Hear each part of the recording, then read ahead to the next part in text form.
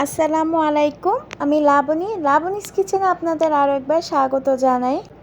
মাত্র একটি ডিম আর 1 কাপ ময়দা দিয়ে আজকে আমি আপনাদের ভীষণ মজার তেলে ভাজা নরম তুলতুলে একটি কেকের রেসিপি শেয়ার করব।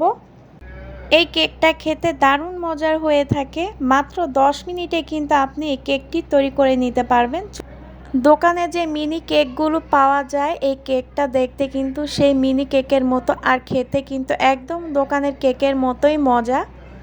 বাচ্চাদের টিফিনেও কিন্তু আপনারা চাইলে এই কেকটি তৈরি করে দিতে পারেন, কিংবা সকাল বা বিকালের নাস্তায় কিন্তু আপনারা এই কেকটি খেতে পারেন। চায়ের সাথে ভীষণ ভালো লাগবে।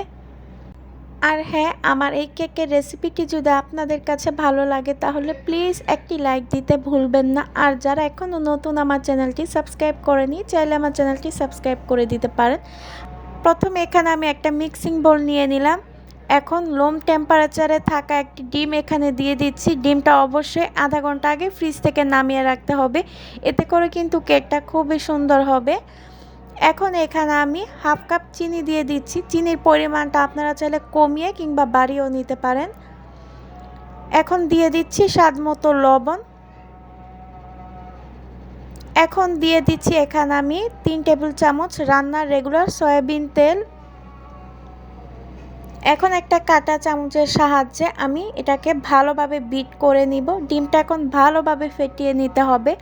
আপনারা চাইলে কিন্তু এখানে কাঁটা চামচের পরিবর্তে হ্যান্ড উইক্সও ব্যবহার করতে পারেন। অনেকের হাতের কাছে হ্যান্ড উইক্স থাকে না, তাই আমি কাঁটা চামচ দিয়ে এটা বিট করে দেখিয়ে দিচ্ছি। যতক্ষণ পর্যন্ত চিনিটা গলে না যাবে ততক্ষণ পর্যন্ত কিন্তু বিট করে নিতে হবে। আর আপনারা চাইলে চিনিটা কিন্তু গুঁড়ো করে নিতে পারেন, এতে করে কিন্তু চিনিটা তাড়াতাড়ি গলে যাবে। তো ডিমে যেন কোনো লাম্পস না থাকে সেদিকে লক্ষ্য রেখে বিট করে নিতে হবে। ডিমের কালারটা যখন লাইট কালার হয়ে আসবে তখনই বুঝে নিতে হবে যে আমাদের বিট করে নেওয়া একদম পারফেক্ট হয়ে গিয়েছে। এই তো দেখুন, ডিমের কালারটা কিন্তু অনেকটা চেঞ্জ হয়ে গিয়েছে, তার মানে আমাদের বিটটা পুরোপুরি পারফেক্ট হয়েছে। এখন এখানে আমি 1 কাপ ময়দা দিয়ে দিচ্ছি। তো ময়দাটা একেবারে দিবেন না, অল্প অল্প করে দিয়ে তারপর ডিমের সঙ্গে মিশিয়ে নেবেন। এখন হাফ চা চামচ বেকিং পাউডার দিয়ে দিলাম। এখন দিয়ে দিচ্ছি 2 চা চামচ গুঁড়ো দুধ। গুঁড়োর দুধটা দেওয়ার কারণে কিন্তু কেকের টেস্টটা অনেক ভালো আসবে। এখানে আপনারা চাইলে বেকিং পাউডারের পরিবর্তে বেকিং সোডাও দিতে পারেন। এখন ভালোভাবে সবগুলো উপকরণ মিশিয়ে নিচ্ছি ডিমের সঙ্গে। এটাকে ভালোভাবে একটু নেড়েচেড়ে মিশিয়ে নিতে হবে। এখন বাকি যেই ময়দাটা ছিল সেটা আমি দিয়ে দিচ্ছি। এই কাজটি আপনারা সময় নিয়ে করবেন। ময়দাটা একবারে দিলে কিন্তু গোলাটা সুন্দর হবে না বা ব্যাটারটা সুন্দর হবে না। অল্প অল্প করে ময়দা দিয়ে কিন্তু ব্যাটারটা তৈরি করে নিতে হবে। যদি দেখেন এই মিশ্রণটা বেশি ভারী কিংবা ঘন হয়ে গিয়েছে তখন এখানে একটু নর্মাল পানি দিতে পারেন। আর যদি দেখেন যে বেশি নরম হয়ে গিয়েছে তাহলে একটু ময়দা নিয়ে নিতে পারেন। এখন আমি 5 মিনিটের জন্য ঢেকে রেখে দিলাম। 5 মিনিট পর আমি তুলে দেখিয়ে দিচ্ছি। দেখুন গোলাটা কত সুন্দর টাইট হয়ে গিয়েছে, একদম পারফেক্ট গোলা তৈরি হয়ে গিয়েছে। এতে করে কিন্তু কেকটা খুবই সুন্দর হবে। এখানে আমি একটা মেজারমেন্ট কাপের বড় চামচ নিয়ে নিলাম। এই চামচটা নেওয়ার কারণ হচ্ছে এই সমস্ত কেকগুলো যেন একই সাইজের বা একই সমান হয়। এখন এখান থেকে কিছুটা মিশ্রণ আমি চামচে নিয়ে নিলাম। চামচ আমি আগে থেকে একটু তেল মেখে রেখেছিলাম যেন আস্তে করে উঠে এসে পড়ে, আর হাতে একটু তেল মেখে নিয়েছিলাম যেন এখানে লেগে না যায় হাতে। এখন আমি একটু গোল গোল করে তারপর একটু চ্যাপটা করে নিচ্ছি। সবগুলো কেক কিন্তু আমি একইভাবে তৈরি করে নিব। এখানে চামচটা নেওয়ার কারণে কিন্তু একই সাইজের হবে কেকগুলো। চুলাতে আগে থেকে ফ্রাই প্যান বসিয়ে রেখেছিলাম। ফ্রাই প্যানের তেলটা গরম হয়ে যাওয়ার পর এখন আমি সবগুলো কেক দিয়ে দিচ্ছি। অবশ্যই খেয়াল রাখতে হবে চুলার আঁচটা লোতে রেখে তারপর কেকগুলো ভেজে নিতে হবে। তো এই কেকগুলো ভাজতে আমার প্রায় 7 থেকে 8 মিনিটের মতো সময় লেগেছে। একটু সময় নিয়ে কেকগুলো ভাজবেন। আর চুলার আঁচটা কিন্তু একদমই বাড়াতে যাবে না, তাহলে কিন্তু কেকগুলো পুড়ে যাবে। মাত্র একটি ডিম আর 1 কাপ ময়দা দিয়ে দেখতে পেলেন কতগুলো কেক তৈরি করে নেওয়া যায়। এখন আমি সবগুলো কেক উল্টে দিচ্ছি। এপাশটা ভাজা হয়ে গিয়েছে।